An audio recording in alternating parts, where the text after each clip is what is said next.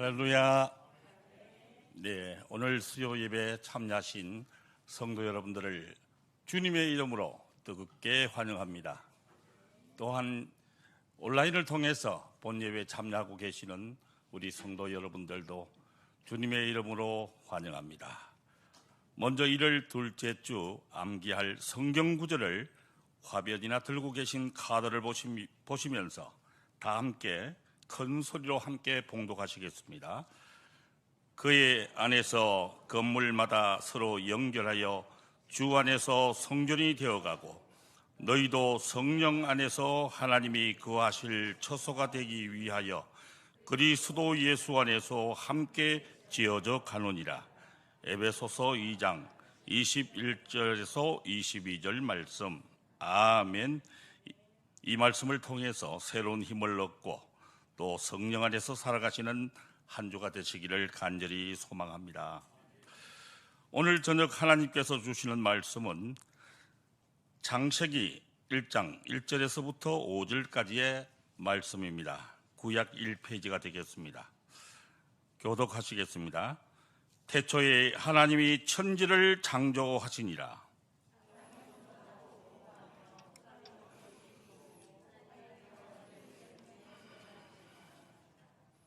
하나님이 이르시되 빛이 있으라 하시니 빛이 있었고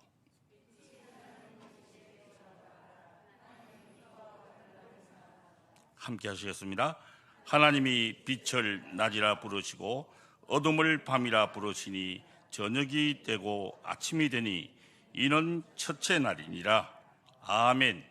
오늘 저녁 이 말씀을 통해서 새로운 시작을 위하여라는 제목으로 말씀을 전할 때 성령이 함께 임하는 귀한 시간 되시기를 간절히 소망합니다. 지난 한 해는 여호수아서와 함께 1년을 잘 마무리한 것 같습니다. 새해를 맞이해서 특별 새벽 기도의 시간에 올 한 해는 과연 어떤 장을 설교할 것인가를 놓고 기도를 드렸습니다. 기도를 드리면서 저는 하나님께서는 이 세상을 어떻게 운영하고 계실까 하는 깊은 생각을 해보았습니다. 오늘 이 시간은 하나님이 천지를 창조하시고 그리고 하나님께 제사와 예배 장소로 교회를 주시고 그리고 주님이 다시 오시는 큰 그림을 그려보면서 올 한 해는 창세기와 함께 힘차게 출발해 보려고 합니다.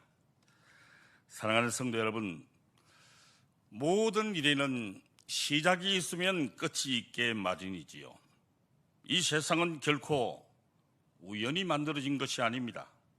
하나님께서 계획하신 놀라운 창조물이라는 사실을 기억해야 합니다. 하나님께서는 아무것도 없는 상태에서 이 세상을 만드신 분입니다. 한마디로 무에서 유를 만드신 것입니다.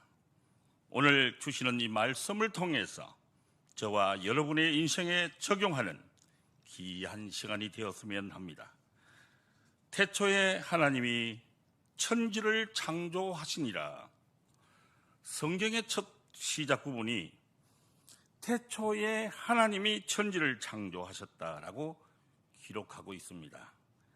이 세상의 시작을 하나님께서 시작하셨다는 것을 말씀하고 있는 것입니다. 제가 태초라고 하는 낱말을 국어사전에서 한번 찾아보았습니다. 하늘과 땅이 맨 처음 생겨남이라고 기록되어 있습니다.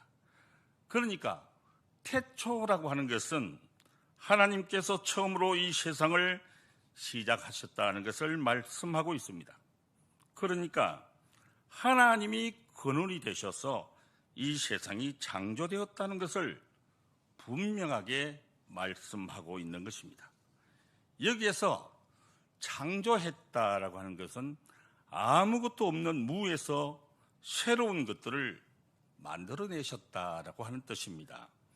하나님께서 전에 있던 임자 없는 빈 땅을 차지함으로써 새로운 주인이 되신 것이 아닙니다. 무에서 유를 만드신 것입니다. 공기도 산소도 먼지조차도 없었습니다.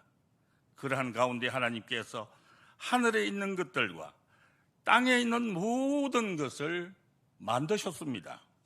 그렇기 때문에 이 땅의 모든 것이 다 하나님의 것입니다. 하나님이 주인이니까 하나님의 뜻대로 처분할 수 있는 것입니다. 우리가 믿는 하나님이 바로 이 모든 것을 만들어내신 창조의 하나님이십니다. 하나님은 없는 가운데서 모든 것을 있게 하시는 분입니다. 죽은 자를 살리시는 분입니다. 뿐만 아니라 새로운 생명을 우리에게 주시는 분입니다. 그러니 두려워하지 마시고 하나님을 의지하면서 복된 삶을 살아가시는 저와 여러분 되시기를 주님의 이름으로 축원드립니다. 그런데 여러분, 이 세상 사람들은 창조론을 믿지 않기 때문에 하나님의 존재 자체를 부인하고 있지만은 분명 하나님께서 처음으로 이 세상을 만드셨는데 그 시작이 하나님으로부터 출발되었다라고 말씀하고 있는 것입니다. 그렇다면 여러분, 2023년 올 한 해를 새롭게 출발하는 우리의 시작은 어디서부터입니까? 바로 하나님으로부터 시작이 되어야 할 줄 믿습니다. 예수 그리스도로부터 새로운 시작이 되어야 할 줄 믿습니다. 할렐루야. 요한복음 1장 1절과 2절에 태초에 대한 언급의 말씀이 있습니다. 제가 읽겠습니다. 태초에 말씀이 계시니라. 이 말씀이 하나님과 함께 계셨으니 이 말씀이 곧 하나님이시니라. 그가 태초에 하나님과 함께 계셨고. 아멘. 태초에 말씀이 있었는데 이 말씀이 바로 하나님과 함께 계셨다는 것입니다. 그리고 이 말씀이 곧 하나님이라고 증거하고 있습니다. 2절의 말씀을 제가 읽겠습니다. 땅이 혼돈하고 공허하며 흑암이 깊음 위에 있고 하나님의 영은 수면 위에 운행하시니라. 창세기 1장 1절이 성부 하나님의 사역을 나타내고 있는 것이라면 2절은 성령 하나님의 사역을 나타내고 있는 것을 알 수 있습니다. 이 세상이 만들어지고 땅이 만들어지지만은 공허하게 됩니다. 빛이 없었기 때문에 흑암이 깊음 위에 있었습니다. 이것은 참으로 어렵고 이해하기가 힘든 말씀입니다. 여기에서 공허하다라고 하는 그것은 무슨 말이냐면 비어있다라고 하는 뜻입니다. 다시 말씀드리자면 살아서 움직이는 존재가 하나도 없는 상태를 가리킵니다. 원래 지구의 상태가 그랬습니다. 아주 썰렁하고 또 얼씬연스럽고 기분이 습하고 추운 상태였습니다. 흑암이 깊음 위에 있다라고 하는 말은 흑암은 곧 어둠을 뜻합니다. 지구가 아주 깊은 어둠에 빠져있는 미지의 세계이며 어느 누구의 접근도 허용하지 않는 미스터리에 쌓인 세계라는 것입니다. 성경이 최초의 우리 지구를 이처럼 썰렁하고 살벌한 모습으로 그리고 있는 이유가 있습니다. 성경은 우리가 살고 있는 이 땅이 영구적인 것이 아님을 우리에게 보여드리는 것이지요. 사실 지구는 굉장히 아름다운 별입니다. 아침에 솟아오르는 태양은 눈이 부실 정도로 아름답습니다.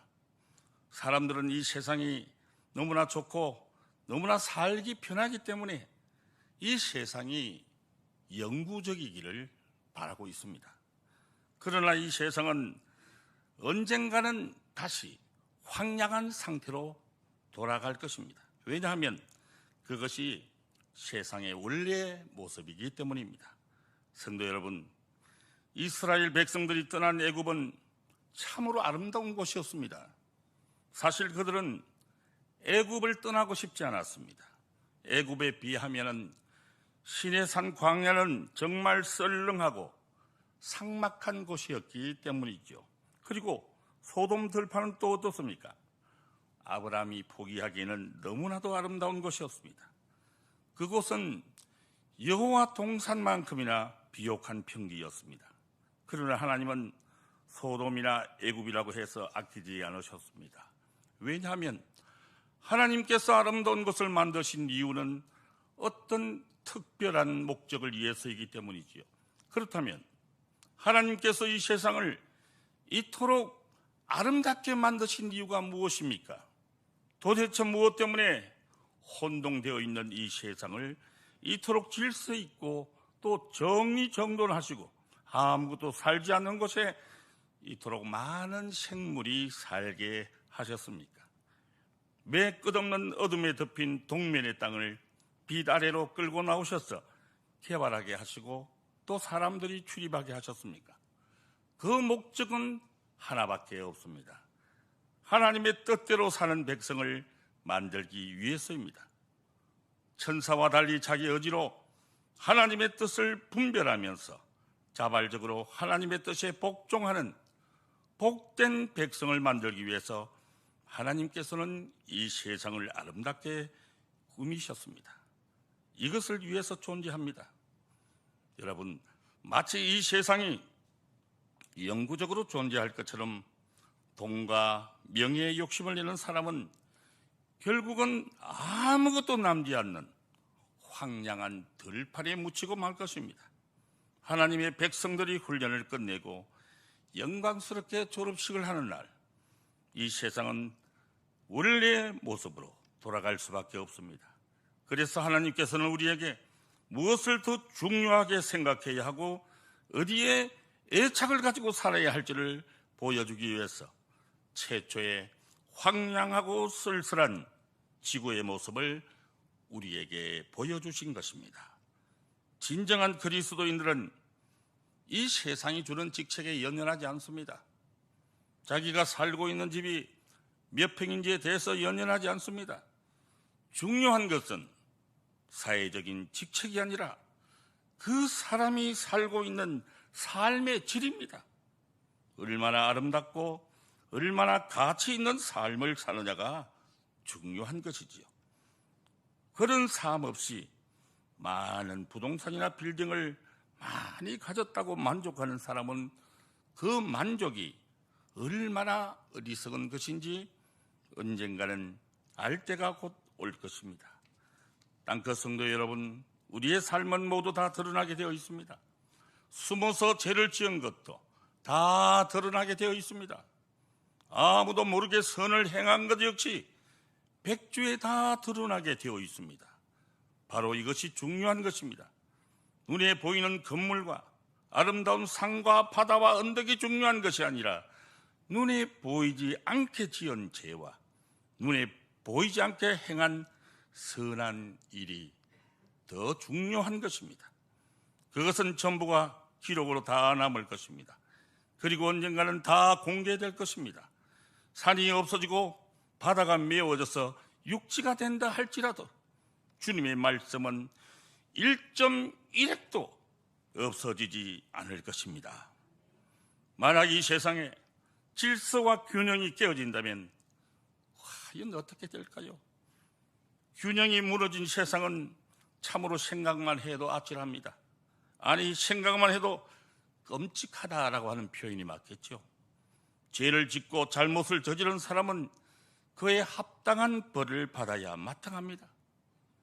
만약 죄를 지었음에도 불구하고 그에 상응한 처벌을 얻고 유전무죄, 무전유죄만 있다면 그런 사이는 큰 혼란이 덮치고 말 것입니다. 질서와 균형이 이 사회의 올바른 척도입니다. 질서와 균형이 행복의 비밀입니다. 우리 사회가 무질서에 대한 균형을 찾을 때 개인 사회도 그리고 우리 교회도 비로소 행복해질 수 있을 것입니다. 하나님은 이 세상을 질서와 균형의 법칙으로 운영하고 있습니다. 천지 창조에서 가장 중요한 것은 말씀하시는 하나님께서 말씀으로 이 세계를 창조하시면서 질서와 균형에 의하여 이 모든 세계를 창조하셨다라고 하는 것입니다. 이것이 성경에서 주장하는 엄청난 진리입니다. 뉴턴이 발표한 만유인력의 법칙은 사과가 떨어지는 것을 보고 사과와 지구 사이에는 서로 끄는 힘이 작용하는 중력이 있다는 것을 발견했기 때문입니다. 사과가 위에서 아래로 떨어지는 이 중력의 법칙도 하나님의 질서요 구원이기도 합니다. 그러나 이러한 질서와 균형 이외에도 하나님이 준비하신 또 다른 질서와 균형이 있습니다. 그것은 바로 하나님의 은총의 법칙입니다. 프랑스의 사상가이신 시몬 베유는 하나님의 은총을 설명을 하면서 가진 힘을 모두 사용하지 않는 것, 빈자리를 견디는 것이라고 말합니다. 시몬 베유는 이 세상을 통치하시는 하나님의 구원을 중력과 은총이라는 두 단어로 표현하고 있습니다. 하나님의 구원에는 두 가지의 패턴이 있습니다. 무질서를 질서로 바꾸는 중력의 법칙의 그 첫 번째 패턴이라면 가진 힘을 다 사용하지 않고 견디는 은총이 바로 두 번째 법칙입니다. 예수님의 십자가는 이 두 가지의 패턴이 동시에 나타나고 있습니다. 십자가는 이 중력과 은총이 함께하는 복음입니다. 죄가 없으신 예수님은 인간의 죄를 끌어안고 십자가에 못 박히셨습니다. 예수님의 십자가는 두 명의 강도가 못 박힌 십자가 사이에 있습니다.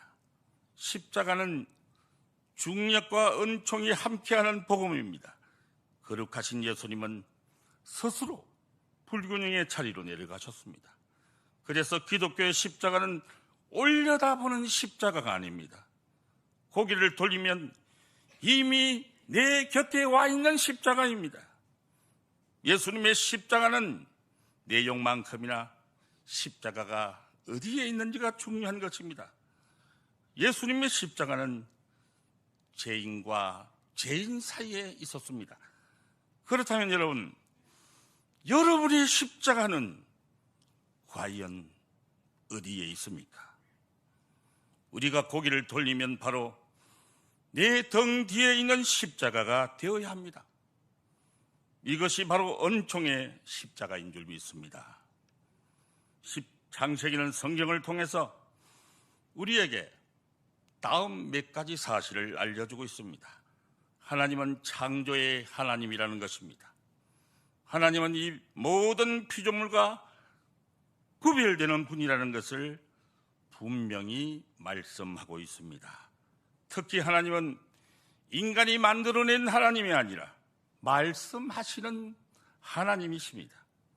창세기 처음부터 말씀하신 하나님, 모세를 통해 말씀하신 하나님, 오늘도 설교를 통해서 우리에게 말씀하시는 하나님이십니다. 이 말씀을 듣고 사는 것이, 이 말씀을 듣는 것이 사는 것이고, 이 말씀을 거역하는 것이 죽는 것이다. 죄는 다른 것이 아니라 이분의 말씀을 거역하고 사는 것이다 하는 것을 창세기는 처음부터 우리에게 분명히 말해주고 있습니다. 어디에 있을지도 모르는 신이 아니라 처음부터 우리에게 말씀하셨던 그 하나님, 지금도 말씀하고 계시는 하나님이 참 하나님이라는 것입니다. 두 번째로 창세기에서는 인간이 어떤 상태에 있는지 말해주고 있습니다. 창세기는 우리에게 죄를 이야기해주고 죄의 결과를 이야기해줍니다. 사람을 해치는 것이 죄가 아니라 하나님의 말씀을 거역하는 것이 죄입니다. 성경은 인간이 아주 사소한 하나님의 말씀을 거역했을 때 얼마나 비참한 결과가 인간에게 나타나는지를 말해주고 있습니다. 셋째로 창세기는 하나님 앞에서 살 수 있는 길이 무엇인지를 보여주고 있습니다. 그 길은 하나님의 말씀과 함께 사는 것이 곧 믿음입니다. 하나님의 말씀과 함께 갈등하며 하나님의 말씀과 함께 방황하며 끝없이 나그네처럼 지내는 이것이 사는 길이다라는 것을 창세기는 보여주고 있습니다. 창세기에 나오는 믿음의 사람들은 모두 말씀과 함께 갈등하며 방황하는 사람들이었습니다. 그들에게 믿음은 삶 그 자체였습니다. 우리는 창세기에서 믿음과 삶이 분리된 사람을 단 한 명도 찾을 수가 없습니다. 믿음은 그 삶이었습니다. 믿었기 때문에 그들의 삶의 방식이 달라졌습니다. 삶과 믿음은 분리될 수가 없습니다. 성경은 이렇게 말씀을 가지고 끝없이 헤매며 때론 방황하면서 말씀을 따라 사는 것이 이 세상에서 번창하는 것보다 훨씬 더 복되다는 것을 생생한 언어로 우리에게 보여주고 있는 것입니다. 성도 여러분, 하나님께서 창조하신 이 세계는 하나님이 택한 백성들만 누리게 하려고 만든 것이 결코 아닙니다. 이것은 누구든지 다 누릴 수 있는 성령의 일반恩宠으로 주시는 세계입니다. 하나님은 선한 사람이나 악한 사람 모두에게 똑같은 햇빛을 주시고 비를 내려 주십니다. 이것은 모두가 성령이 주시는 선물이기도 하지요. 건강 또한 누구나가 다 가질 수 있습니다. 지식도 누구든지 노력만 하면 다 가질 수 있습니다. 누구든지 열심히 공부하는 사람은 좋은 대학에 갈 수도 있고, 누구든지 자신의 몸을 평소에 잘 관리하는 사람은 평생토록 건강을 잘 유지할 수 있습니다.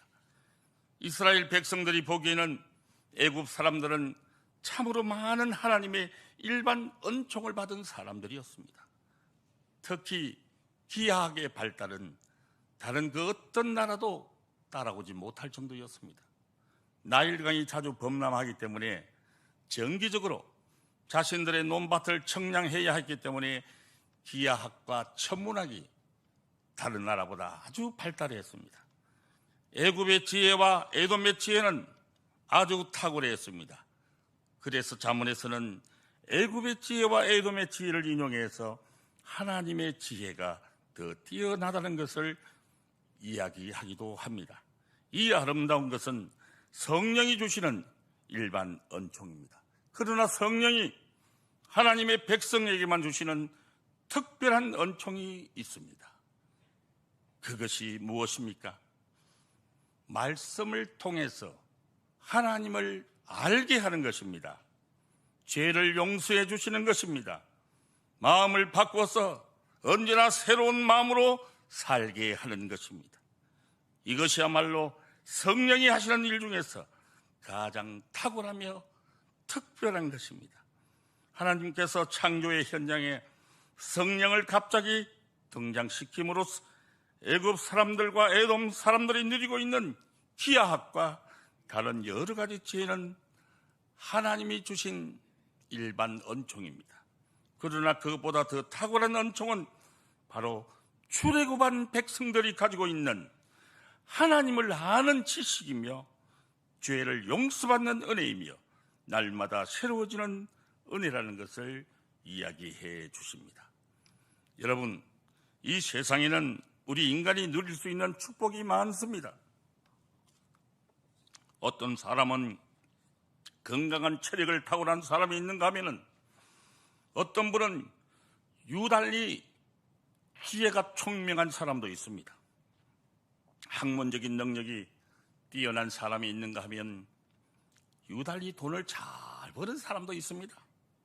그러나 하나님께서 주시는 특별한 은혜는 하나님을 깨닫는 것입니다.